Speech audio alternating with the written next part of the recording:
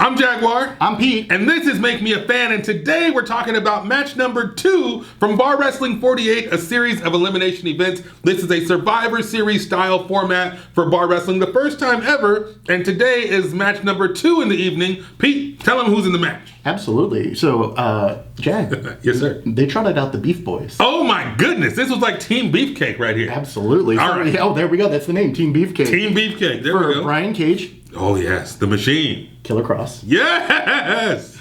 Chris Masters. Yes! Chris Masters. And Royce Isaacs. And Royce freaking Isaacs. That is a hell of a team. That's some beef. That's some beef. I mean, seriously, if you're going to put together a team to kick some ass, that's a pretty good team to kick some ass. I would sign all of them. They would do that. Right. And, you know, honestly, that would be my 4 heels if I ran a business. Yeah. Honestly, let all 4 of them run wild. I would put all 4 of those guys, like, this is Survivor Series weekend. Oh, no. Survivor Series is going on right the hell now. This is as close to real Survivor Series as it is because they wrestled RockNES Monsters. Yes. Russ Taylor and Watts. So you're talking about a group of babyfaces, true like babyfaces they have, and the heels. And the heels. Look, I would take Team Beefcake, Brian Cage, Killer Kross, Chris Masters, and Royce Isaacs and put them up against just about anybody in the free world. I would put them up against anybody tonight. Oh, 100%. Undisputed Era? 100%. I'm giving Team Beefcake the win, okay? Oh, that's a close one. That's I'd pay good money. I would pay damn good money to see that. I'd pay $50 to see that. I would pay $50 to see that, okay? I'd pay $50 There's some people, AEW, that are not ready to pay $50 for a pay-per-view. You would get the Jags money right now to see that match. I mean,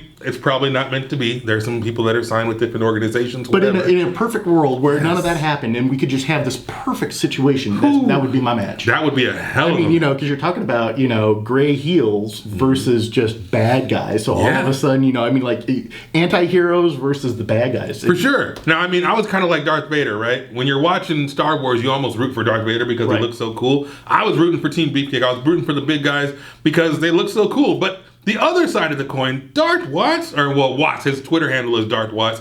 Watts is freaking amazing. The dude looks like he's freaking 7 feet tall. I don't think he's really 7 feet tall, but the fro helps out a little bit. But Watts is amazing. He's big, he's strong, he can move. You like how he punches the roof? Yes, that is amazing. Pete's Picks, hashtag Pete's Picks. And then, of course, we have, what was the other two? RockNES Monsters, RockNES Monsters. Those guys are freaking fantastic. BHK. Yes, Yuma is hilarious. Great guy. I love seeing him. He's worth a follow on social media. He is. He's funny. He's a family man, and he's great in the ring. So you got to check out Yuma. He's legit. And then the last person was Russ Taylor. Russ Taylor. BAHDGUY. Hold on one second. If the Jag may. Yes, sir. I went into this thing not knowing who the heck Russ Taylor was. Now, just to give you guys a glimpse into the Make Me a Fan process, the Encyclopedia takes a crap ton of pictures. I'm talking about how many freaking gigs did you take worth of pictures? About 100. About 100 gigs worth of photos. Like 2,800 photos. So when we're at a show, I don't talk to this man. He's taking pictures. So what does the Jag do? I either talk to other fans and talk trash, or I take video on my craptastic iPhone 7. So I take video and I'll post them up to the internet. I'll post them up on Twitter. So I kind of live tweet the event. Now here's the thing. I have to follow everyone so I can tag them when I tweet it, and I had no idea who this guy was. So no disrespect to Mr. Russ Taylor, because you earned the Jag's respect with a capital R. You're like Aretha Franklin with the respect up in this Joker. R-E-S-P-E-C-T. He's a body guy. Find out what it means to me. This dude is legit. Russ Taylor, holy mother of pearl. This dude kicked so much ass. I had to shake his hand afterward. I was like, holy crap, who are you? Where did you come from? I went to find him. I couldn't find him. But next time I see you, Mr. Russ Taylor, the Jag owes you a handshake, a high five, and I'm going to buy a t-shirt. That was impressive. Because, okay, we got to get to the chronology of the match. So go ahead, Pete. Tell us, how do we start off? Sure. So, well, I was going to say, we other people that you hadn't seen before. I mean, you'd seen Royce on NWA Power. What did you think of that big beef boy? Holy smokes. Royce Isaacs. Where did he come? I mean, okay, look, you guys know the premise.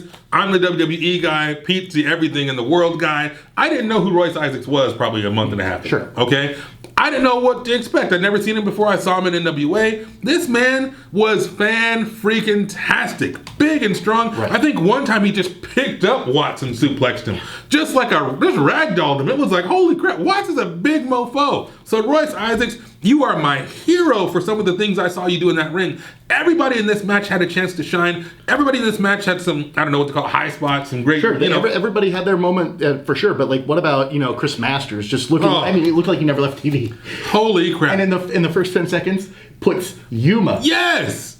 in the master lock. That was impressive as hell. Gone. 10 seconds. Gone. That's how serious this match is with the heels and the babyface. It is serious business. He was gone before I could even look up from my phone. Really, I was like, okay, here we go. The match is going to start. And he was gone. Chris Masters and the Master Lock is one of the greatest gimmicks things in the history of pro wrestling. To see this man face to face, and he's a big, jack, strong mofo.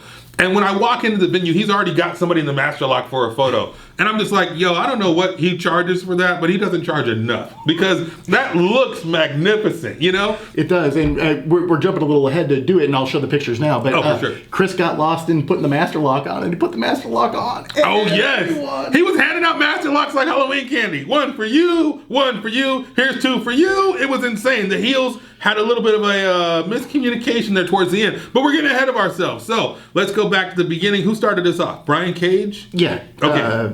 I'm looking at the pictures right now. We're just going. It was Russ Taylor and yeah. So it started out with the Master Lock, and then Ryan Taylor. Okay. Man, that dude looks fantastic.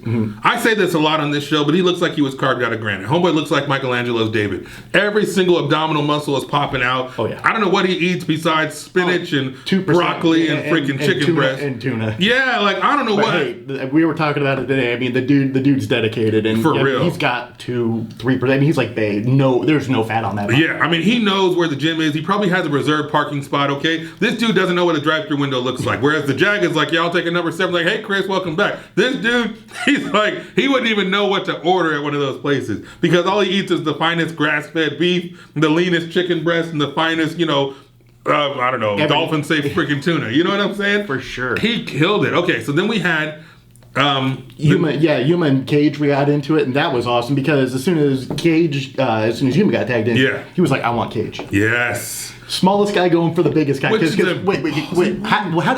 Correct me if I'm wrong, but I think the first day you go in, you have to make a statement, right? So yes. The smallest guy has to go take a shot at the biggest guy, even if. These are jail rules. Even if it turns out absolutely horrible. Like, I'm going to call out the biggest mofo in the room.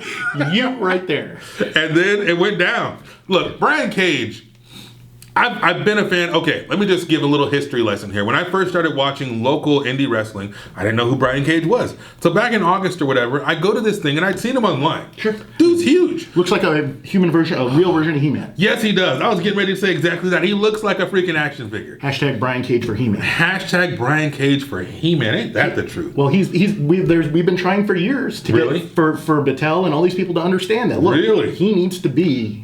He looks like the prototypical freaking He-Man. That's a really good point. Damn, that's solid work, Encyclopedia. All right, so when I first start checking out local wrestlers, I see Brian Cage. He looks gigantic. He looks like freaking He-Man. And of course, the Jag being 6'2", I'm like, I want to see how big this guy is.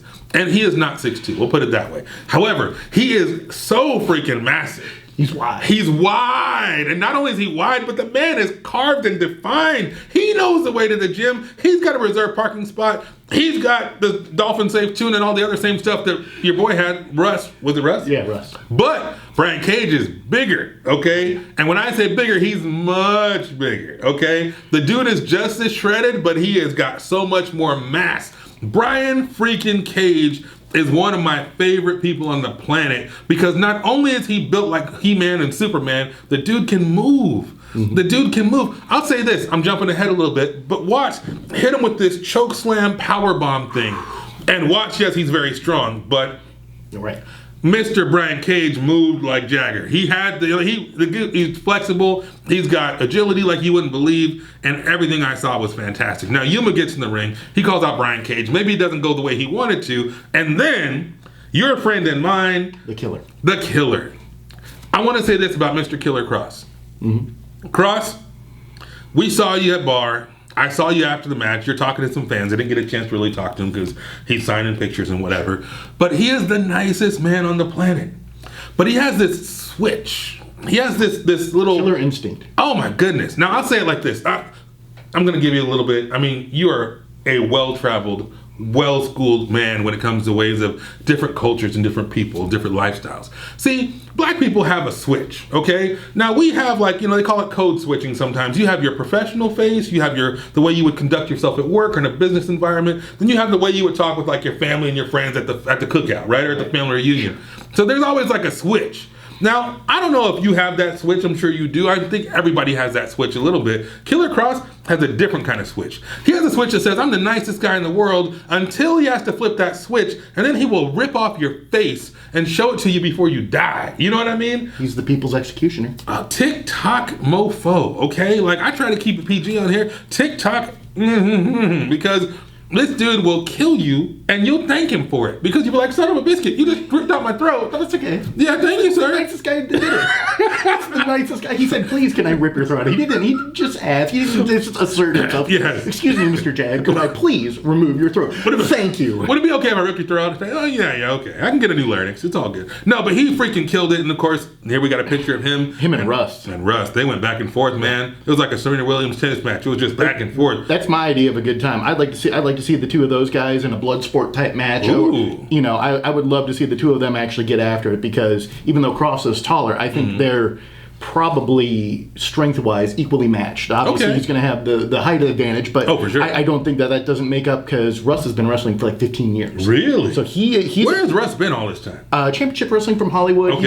He's been to Germany. He's done a ton of stuff. Russ is on a high trajectory to next stop, next freaking level, because that guy looks great. He's got a great moveset. He looks like freaking... I mean, you can tell. The picture we're going to show on screen right now is the one of him where he's got this face after Brian slammed him. But I mean, like, he's got the TV for face. He's put in the time. This guy's primed and ready to go. He's got the total package, and I'll be surprised if he's not signed very, very soon. However, I'm going to say this about Killer Kross. As much as I love Killer Kross, and as much as I think he's amazing, I am really sick of stupid fans online trying to act like they know what the hell's going on with Kross and his contract. You suckers don't know. It's none of your damn business. I have talked to Mr. Killer Kross multiple times, man to man, face to face, at least 2-3 different times in the last couple of months, and I have never, ever asked him about his contractual freaking business. Number one, not your business. That's right, Encyclopedia. It's none of my damn business. Number two, he's not gonna tell me anyway. It doesn't matter. It doesn't matter. There's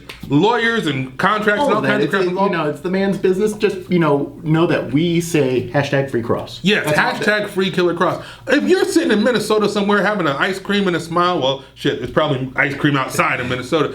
You can't say what's going on with this man's contract. Leave Kross's business alone, because Killer Kross is handling his business the best way he knows how. And whenever that crap is resolved, I'm sure we will see him in wherever he wants to go. The sky's the limit, because he's a star wherever he goes. Now, next month, December 13th, Kross is doing a Bloodsport type match in Las Vegas on December 13th, and I'm tempted to go. I might have to jump in the car and go check it out. I don't know who he's facing, but that would be worth checking out. If you're in the area, Killer Kross can be doing some damage. I would definitely recommend that. Ripping out throats. December 13th. We'll go over kind of some of the elimination orders. So the next person, about 11 minutes in or so, was Masters. So that was really, really cool. Yuma, Royce, and Russ. So all of a sudden, now it's like, dude, it's Watts and Brian Cage at the end. Yes. And, as good as Watts is, wow. It just literally, I mean, guys, when you watch this on High Spot, you'll see it just kind of broke down at the end, and it became a 2-on-1. It became a good old-fashioned Donnybrook. Oh, yeah. It was a good old-fashioned passionate ass-whooping, as Eminem would say. And there is so much going on in this match. Darth, I mean, he really made a good argument. He made a good accounting for himself. That choke power bomb thing was awesome. Amazing, but I mean, it's just you got Kross and Cage in there, and that's just going to be lights out. You can only do so much against the Machine. And what's Killer Kross? I mean, the Killer. He's the people's executioner. Yes, there ain't a whole lot you can do with death to stare you in the face. And he's got a clock, and that clock is saying tick-tock. And the Machine is just going to whip your ass anyway. He's going to get his shit in. Yes, he is. He's going to get his shit in. So PG-13 today. All right, next. Well, that's everything. So where can they find us on social media? Well, why don't you tell them where they can find us on social media? Well, guys, if you would like to follow us very much, it would be nice at Make Me a Fan 316 on Instagram, Twitter, Facebook, and YouTube. But they already knew about YouTube because that's where they're watching this. You're damn right. YouTube's the only way to fly when it comes to Encyclopedia and the Jag. Make Me a Fan. See you guys tomorrow. Thanks, guys.